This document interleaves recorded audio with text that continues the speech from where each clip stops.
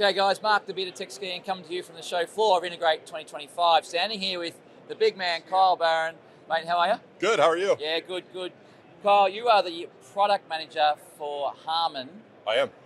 SVSI. For Network AV. For Yep, Network SVSI, AV. Network AV, absolutely. Yep. Yeah, sweet. Mate, this is the N2600, N3300 series, which is all SVSI. Correct? Absolutely, Yeah. absolutely. So this is the evolution from the original.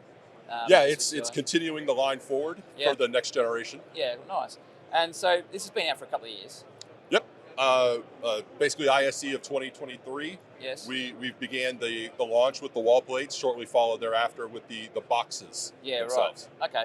And so, but there's been a little bit of evolution in the last 12 months. So I've done some videos in the past on the 2600, but there's a bit of evolution that's happened in the last 12 or 18 months around USB.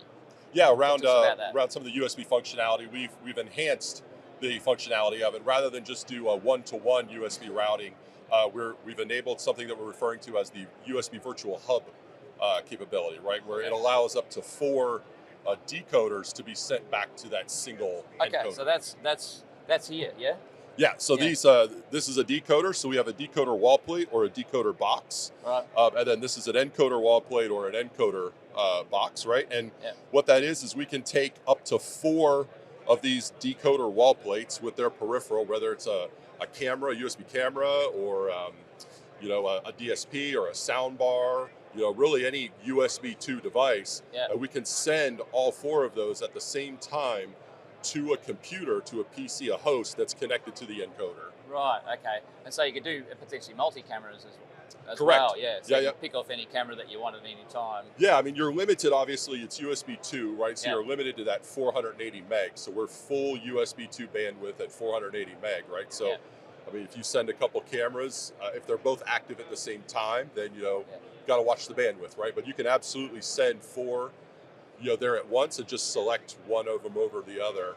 So you mentioned bandwidth here, you've got one-way video at normally 600-700 meg, but you're talking 480.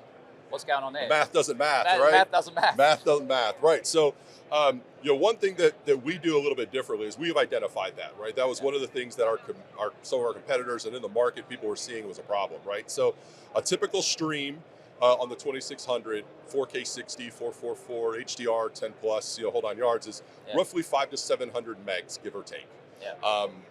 But then, yes, to your point, right? You're going to throw another 480 into that.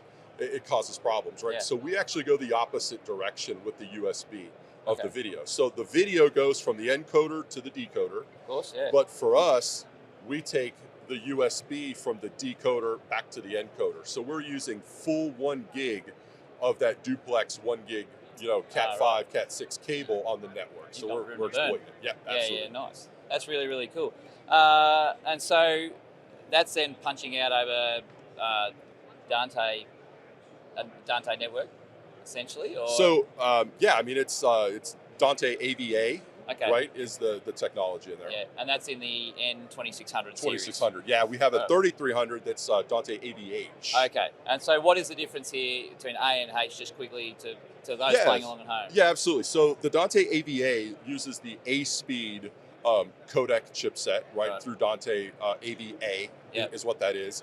And the AVH uses an H.264, 265 chipset, right? And the difference there is obviously compression and bandwidth. Yeah. Higher bandwidth, super low compression on the AVA, and lower bandwidth, higher compression on the AVH, right? And going into when you use those differently, right?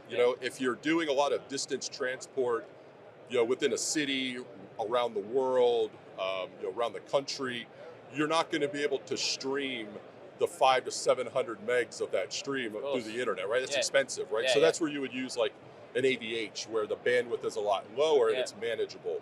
But if you were doing in-room presentations or a visual reference to a live person, you want to use the higher bandwidth with that much lower latency.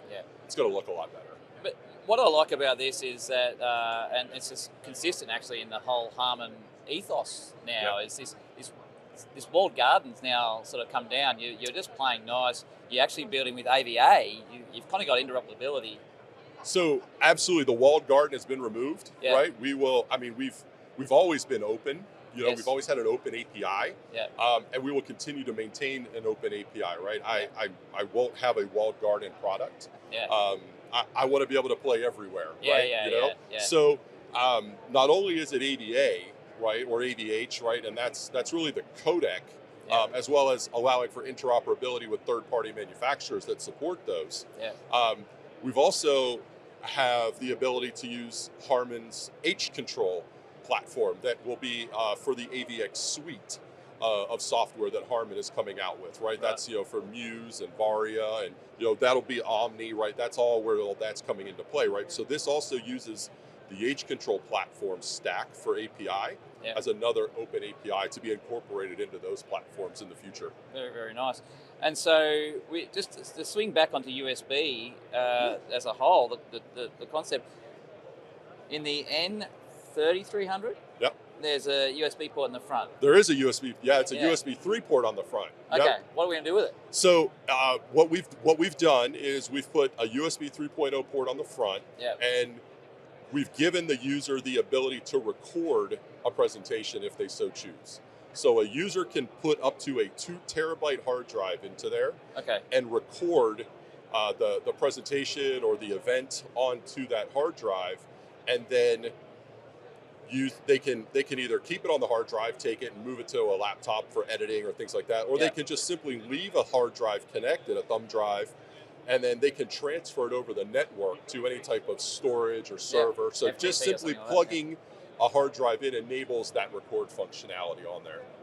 But that is on the encoder. That's on the encode side. Right. Okay. And so that means I'm going to walk in with my laptop and present into the encoder and be saving straight there. Is that so? Correct. Is it outgoing? Is it going out and then back, or is it just capturing here?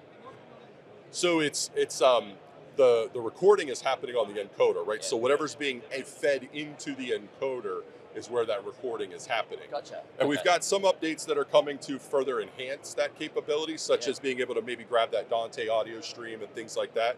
And that's all in the works that's coming. I mean, this is a product that has been out for a couple of years at this point, right? We are 100% feature complete. Yeah. However, we've identified and we know of some enhancements or some product wish lists that a lot of customers have said. So, and that's one of them that they wish it could do that. Yeah. One of the interesting ones that we actually did too is on the decoder. We enabled the decoder to be a Dante transmitter for audio. So we can take SVSI audio, right, which is the historical SVSI PCM audio that we have, and we can bring that into the decoder, and then we can convert that to 2 channels of Dante and send that out to a DSP. And this is important and very beneficial to where if you've got a space that has a bunch of encoders, a lot of DSPs all have licensing costs to them now for their DSP channel counts. So rather than have a DSP be saturated with just multiple encoders that are being put into it, you can just take 2 channels from that decoder and lower your channel count, reducing cost overall on the DSP. Cheating the licensing. We try and help how we can. Yeah, it's very, very nice. And so these are getting deployed in all sorts of situations, all sorts of scenarios. Yep. Absolutely. Yeah, we've got large installations in the United States, in hotels and universities. We've got government installs. We've got government installs in the European Union countries, Asia Pacific and things like that, right? So wide breadth of use. Yeah, and it's all coming still with the security and everything of the yeah. SVSI. So the 2600s have completed JITC certification, which is the U.S.'s Department of Defense, certification to sit on those classified networks. Yeah. So it's fully compliant as far as that goes. The 3300s are being submitted later this year into 26 for that. But yes, robust security for encryption, fully across the board, supporting network securities and everything else. So yeah, it's purposefully built to belong on the network and to be secure. Yeah, nice. Mate, it's a really nice, solid product. Been out for a while. Firmware upgrades, I'm assuming, for these feature-rich so that it will just be the way it rolls out, or is it going to So firmware, I mean, that's it's been a touchy subject, right? Sure. We've had some rollouts recently that weren't up to par, right? They weren't there, and we've taken steps to correct it, and we've identified that. So, one thing that we've definitely doing is where we've slowed down some of that development on purpose to make sure that we don't inadvertently cause issues that have been encountered before, right? And we truly are. I've truly apologized for anything that has caused the customers, right? And I know it's a sore subject, but firmware. Kudos to you guys for owning it though, and just get it done. I mean, there's no point, right? There's no point in denying it, right? So, but firmware will continue to be available online, and we're going to continue to post it and fully support it. And any issues that do arise, I encourage anybody to reach out to tech support, open some cases, let's and we'll get it fixed and handled as quick as we can. Yeah, nice. Mate, people want to know more. Where are they going to go? So definitely, people want to know more, go to amx.com, right? We're here at Integrate with our friends Madison AV, right? Reach out to Madison AV for any information. Come visit me at the stand, right? We'll be here all week. And look forward to talking to everybody about the 2600 and the 3300 and Harman and AMX and SVSI. And everything it is. Good on you. Thanks, Kyle. Appreciate your time. I appreciate your time. Cheers.